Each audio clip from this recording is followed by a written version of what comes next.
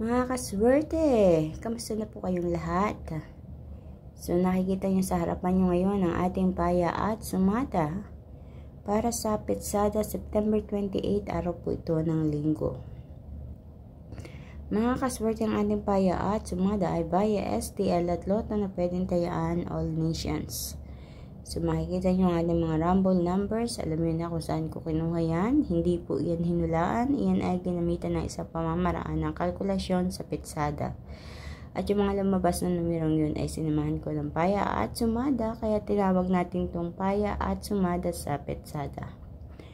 So meron tayong 19, Gs, 21, 31, 12, 37, 26, 8, 17, 29, at 3. Kayo na po ang bahalang pumili dyan ng pares na numero na gusto nyong tayaan at talagaan. Good luck po sa inyong lahat. Diyan naman sa ating bandang ibaba ang tinatawag nating butas or ipit na numero. Kinuha ko rin po yan sa mga rumble numbers natin. Ika nga kung alin yung butas or ipit na numero, siya ang lumalabas at tumatama. So as an optional, kayo na po ang bahala kung gusto nyo pumili or kumuha ng numero dyan or hindi. Nakadepende yan sa inyo. Binibigyan ko lang kayo ng choices.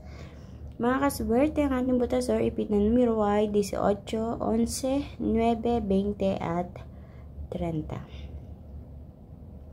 Para naman sa ating lucky pumbiang mga kaswerte, 9, 9, 3, 3. At sa ating lucky tips pares, yung mga pares na yan mga kaswerte, ako po mismo ang nagpares niyan. Nakinuha ko sa mga numerong andiyan sa itaas.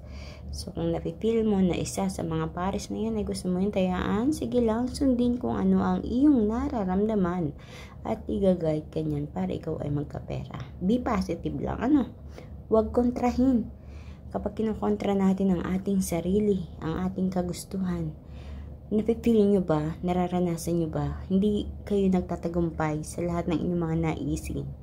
Kaya wag ko kontrahin, laging positive, So, ang ating lucky tips pares ay 20, 11, 19, 21, 8, 17, at 30, 12. Sa mga kaswerte, gusto ko magpasalamat sa inyong lahat, sa inyong walang sawang panonood, pagsubaybay sa aking mga pinopost dito sa aking page. Kung kayo po ay hindi pa nakaka-follow or subscribe para updated kayo palagi sa aking mga pinopost, please click the follow and subscribe sa ating YouTube channel. At ganun din, gusto ko rin magpasalamat sa mga kaswerte natin na mahilig mag-share ng aking mga ipinopost, lalo na ating mga video paya at sumada or mga update, yung mga nag-share po palagi dyan. Thank you so much. Naway, patuloy po nating ibahagi ito, share.